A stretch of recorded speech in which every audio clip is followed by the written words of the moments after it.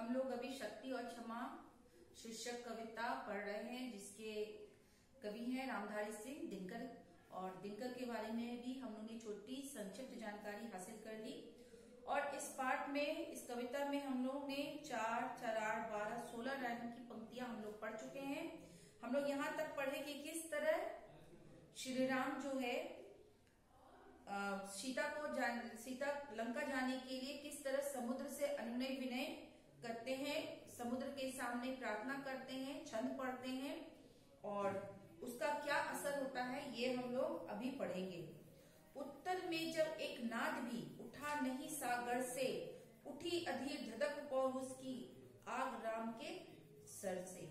अब है कि जब राम ने समुद्र से रास्ता मांगने के लिए अनुनय विनय किया और समुद्र से एक भी आवाज नहीं आई, उस अनुनय विनय का कोई असर समुद्र पर नहीं पड़ा और तब राम जो है वो क्या हो गए, अधीर हो गए।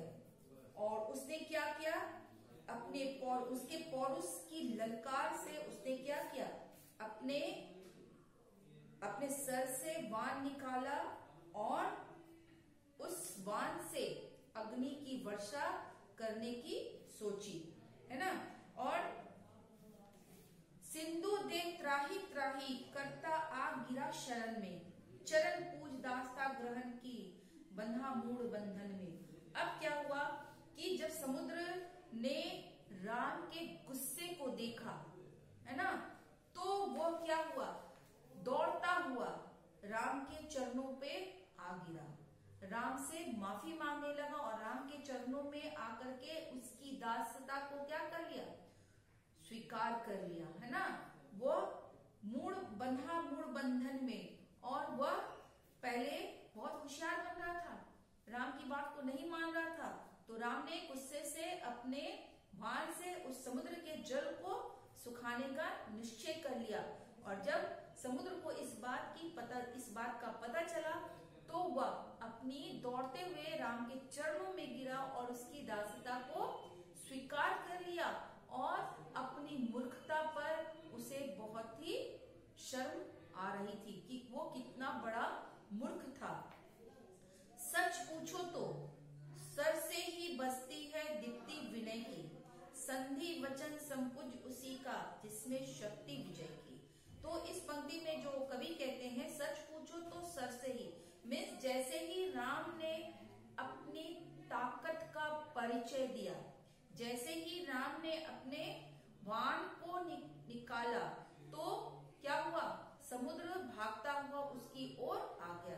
तो यहाँ पर कवि कहता है कि सच में जिसके पास शक्ति होती है उसी के अंदर चमक होती है, उसी के अंदर क्या होती है, विनम्रता होती है, वो झुका हुआ नहीं होता। संधि वचन संपुज उसी का जिसमें शक्ति विजय की। और वही व्यक्ति पूजनीय है जिसके पास शक्ति होती है। जिसके पास शक्ति नहीं है लोग उसकी पूजा नहीं करते हैं। हमेशा आप लोग देखते होंगे कि शक्ति की पूजा होती है। आपने देवी दुर्गा को देखा, ये शक्ति का प्रतीक है। तो शक्ति की पूजा हमेशा होती है और शक्तिशाली लोग से सभी डरते हैं। सहनशीलता क्षमा दया को तभी पूजता जग है, बल का दत्त चमकता उसके पीछे जब जगमग है। यहाँ पर इस पंक्ति में कवि कहते हैं कि सहनशीलता, क्षमा, दया आदि के साथ व्यक्ति में पराक्रम और शक्ति का भी होना जरूरी है। ठीक है, सहनशील भी हो, क्षमा भी हो और दयालु भी हो, लेकिन उसके अंदर शक्ति नहीं होगा, पराक्रम नहीं होगा तो लोग उसकी कदर नहीं करेंगे।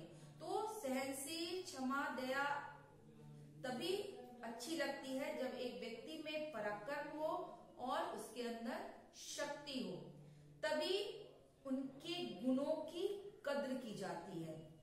पौरुष, पराक्रम एवं शक्ति से ही किसी को दबाया या झुकाया जा सकता है और उस जगह पे, उस समाज पे, उस राज्य पे आप अपना यश फैला सकते हैं। अगर आपके पास शक्ति है तो आपके आसपास रहने वाले जितने भी लोग आपके शक्ति की पूजा करेंगे,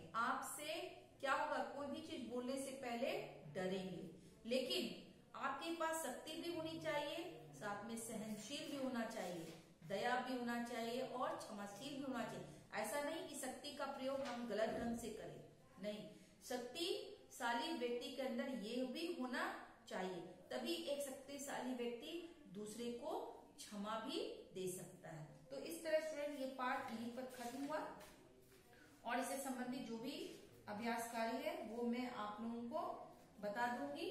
इस पार्ट में कुछ शब्द अर्थ आए हैं, उसको देख लीजिए।